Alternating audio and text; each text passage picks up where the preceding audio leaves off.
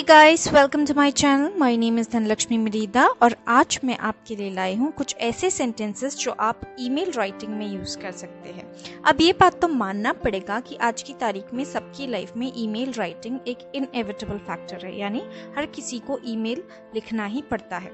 तो इसके चलते मैं आपके लिए ऐसी सेंटेंसेस लेकर आई हूँ जो अगर आप अपनी ईमेल में यूज़ करते हैं तो आपका काफ़ी अच्छा इंप्रेशन जम सकता है। और ये सिर्फ ऑफिस गोइंग पीपल के लिए ही नहीं है, ये उन स्टूडेंट्स के लिए भी है जिनके सिलेबस में ईमेल राइटिंग है। अगर आप ये सेंटेंसेस अपने एग्जाम में यूज़ करते हैं तो आपको डेफिनेटली बहुत अच्छे मार्क्स मिलेंगे। So let us start without wasting any time. इस वीडियो में मैं आपको बहुत सारी सेंटेंसेस बताऊंगी वन बाय वन, और उनकी हिंदी मीनिंग भी बताऊंगी और उनका यूजेज बताऊंगी।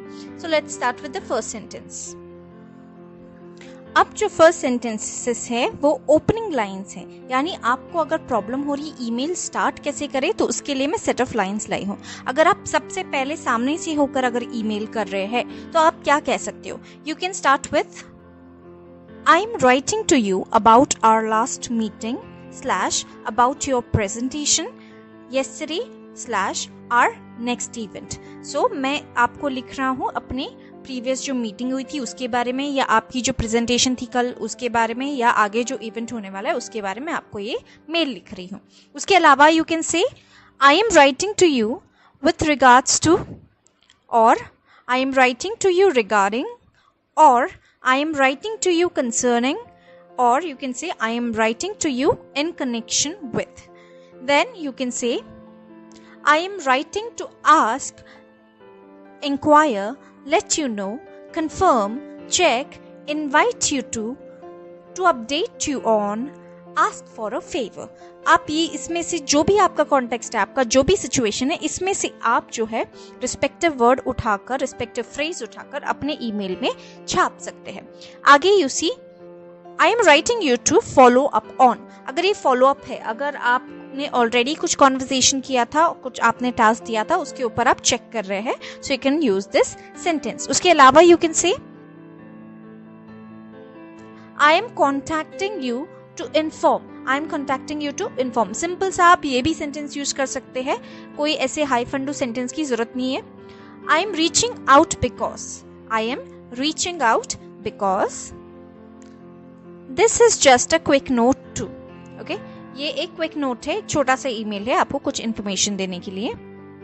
This is just a quick reminder. अगर आप कुछ रिमाइंड करना चाहते हैं किसी को तो आप ये यूज कर सकते हैं। I wanted to let you know that. I wanted to let you know that. Might I take a moment of your time to? ये भी बहुत ही फॉर्मल है, ये आप सिर्फ जो एकदम ही फॉर्मल यानी अपनी बॉस के साथ या ऐसे किसी कॉलीग के साथ या आप ये यूज़ कर सकते हैं। आप एग्जाम में भी ये यूज़ कर सकते हैं, काफ़ी फॉर्मल सेंटेंस है ये। Might I take a moment of your time to, मतलब क्या मैं आपका ज़रा सा वक्त लेकर जो आपको आगे बात कहनी वो आप इसमें आगे छाप सकते हैं। उसके अलावा यू कैन से it is dash from dash, so you can write it's Dhanlakshmi from whichever company you work in, or you can say this email is just to let you know that.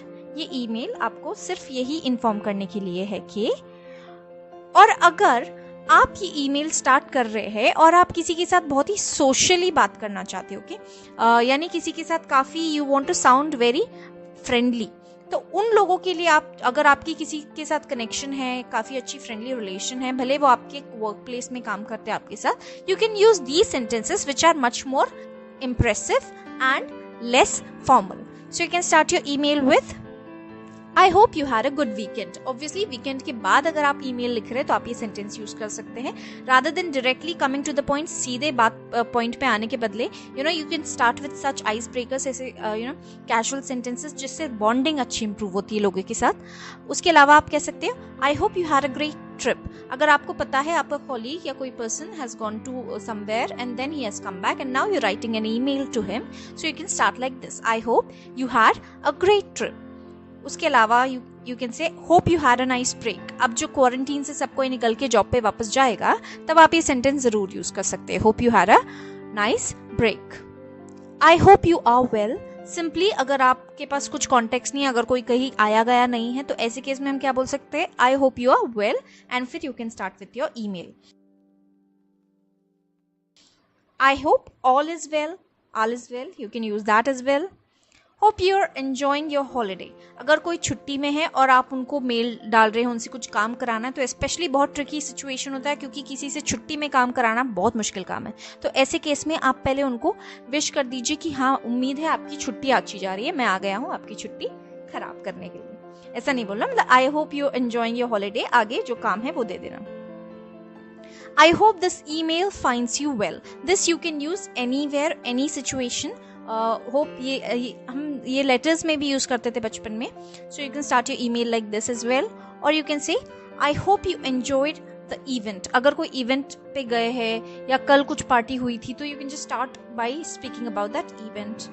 Or you can say, I am glad we had a chance to chat at the convention. अगर आप किसी से मिले पहली बार या आप किसी से मिले किसी कॉन्फ्रेंस में, किसी पार्टी में, कहीं पे आप मिले हो, तो आप उनसे अगर आप ईमेल में कॉन्वर्स कर रहे हो तो आप फिर इस तरीके से स्टार्ट कर सकते हो. I am glad we had a chance to chat at the dash. आप जहां भी मिले हैं वहां पे. It was great to see you on Thursday, या जो भी दिन आप उनसे मिले थे, तो आप सीधे स्टार्ट ऐसे भी कर सकते email. It was a pleasure to meet you yesterday. अगर आप किसी से कल मिले थे तो उनको ईमेल लिखते वक्त ये भी आप यूज कर सकते हैं. Now replying, अगर आप ईमेल का रिप्लाई दे रहे हो तो आप कैसे दोगे? ठीक है, आपको ऑलरेडी किसी का ईमेल आया, आपको रिप्लाई करना है. You want to sound very impressive. Remember that. So you can start. I just got your request for dash dash dash. तो मुझे आपका ये रिक्वेस्ट मिला और उसके रिगार्डिंग मैं ये ईमेल ले आया हूँ. और you can say, I just read your email about. मैंने अभी हाल फिलहाल में तुम्हारा ईमेल पढ़ा XYZ रीजन की वजह से. As we discussed, I would like to send you. Especially ये आप तब यूज कर सकते हो जब आपके किसी के साथ फोन कॉल हुए हैं और आप उसको फॉलो अप दे रहे हो. तो you can say, as we discussed, I would like to send you. उसके अलावा thank you for your email about. So पहले आप thank you बोलिए उनको क्या उन्होंने आपको ईमेल भेजा, और फिर उसके आगे you can talk about it. Thanks for your email this morning, yesterday, on Wednesday, last month. जब भी हुआ था वो ईमेल, आप पहले उसको थैंक कर सकते हैं इस तरीके से. और you can say, thanks for your feedback on, thanks for your invitation, thanks for your suggestion. So this is how you can thank them. उसके अलावा you can say, thanks for sending, thanks for asking about, thanks for attending XYZ. Okay? अब आगे हम देखते हैं, अगर आपको apologise करना है, माफी मांगना है ईमेल में. अब ईमेल में माफी मांगना बहुत ट्रिकी है. कई लोग गलती करते ये कि वो बहुत ही ज्यादा गिर जाते, जैसे I am really very sorry, please kindly forgive me. इतना नहीं गिरना है, because you are in a professional circumstance, so you have to maintain professionalism. So apologise कैसे किया जा सकता है ईमेल में? You can simply say sorry for my late reply. Okay, sorry for my late reply. और you can say sorry it took me so long to get back to you. इसमें क्या होता है ना, इसमें यू साउंड बिजी, ऐसा लगता है ओके मैं कुछ ऑक्यूपाइड था इसलिए मुझे इतना टाइम लग गया. और you can say I apologise for the late response. I apologise for the late response.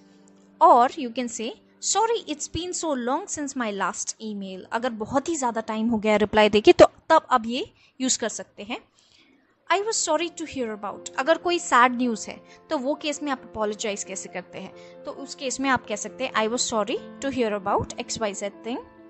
Please accept our apologies for any inconvenience caused. ये आपने बहुत देखा भी होगा अपनी लाइफ में, स्पेशली ये जो कंपनीज होती है, स्पेशली अमेजॉन, मिंत्रा, ये लोग सब बहुत ऐसे मेल्स डालते हैं, स्पेशली जब उनसे गलती होती है तो.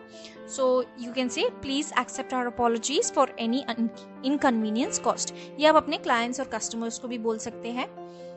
अगर आप कुछ अटैचमेंट या इन्फॉर्मेशन दे रहे हो, फर्दर इन्फॉर्मेशन, तो आप क्या बोल सकते हैं? आप simply you can say I have attached XYZ, और you can say please find attached XYZ. Simply PFA इसका शॉर्ट फॉर्म है. यू से please find attached the file और वट एवर द फाइल, उसका नेम बता दो. I am enclosing XYZ. और you can say please see the information below for more details about XYZ. और you can से the parts in bold / in red / in blue are my comments / are the changes we made. So अगर आपने attachment send की है, उसमें आपने किसी को बोल्ड किया, हाईलाइट किया कलर में, तो आपको बताना है कि देखो ये मैंने चेंजेस की है, प्लीज उस पर ध्यान दो. तो आप इस तरीके से उसको कह सकते हैं, the parts in red, in bold, in blue are my comments or are the changes that we made. Simply you can say here's the document that you asked for. ये है वो document जो आपने मांगा था. I have attached XYZ file for your review. Okay. उसके अलावा you can also say I am sending you dash file as a PDF file, or you can say the attached file contains XYZ file. और अगर आपकी किसी से already discussion हुई है और उन्होंने कहा है प्लीज आप हमें मेल कर दीजिए वो फाइल, तो आप सिंपली ऐसा कह सकते हैं here's the document we discussed, here's the file we discussed. वहां पे आप फिल इन द ब्लैंक्स में अपना जो है लिख सकते हैं डॉक्यूमेंट का नाम. और simply you can ask please take a look at the attached file. Simply ये भी आप लिख सकते हैं. देखो कितने अलग अलग तरीके हैं with which you can write. आपको continuously अगर email लिखना है तो आप हर बार ये एक न्यू सेंटेंस यूज कर सकते हैं. उसके आगे you can say take a look at the file I have attached to this email. Take a look at the file I have attached to this email. Okay guys, so आज के लिए बस इतना ही. मैंने आपको ओपनिंग सेंटेंसेस सिखाई है और मैंने आपको अटैचमेंट्स कैसे करते हैं वो सिखाया है. इसके बाद जो नेक्स्ट मैं वीडियो बनाऊंगी ईमेल में ही, उसमें मैं आपको सिखाऊंगी कि कैसे ईमेल राइटिंग में आप रिक्वेस्ट्स कर सकते हैं या फिर इंफॉर्मेशन जो है सेंड कर सकते हैं, या फिर आपको ईमेल एंड कैसे करना है और कंक्लूजन कैसे देना है. ये सारी चीज़ें मैं आपको इसके नेक्स्ट पार्ट में सिखाऊंगी. सो होप आपको ये वीडियो अच्छी लगी. अगर आपको ये वीडियो अच्छी लगी तो इसे लाइक ज़रूर कीजिएगा. मिलते हैं नेक्स्ट वीडियो में. Till then have a nice time.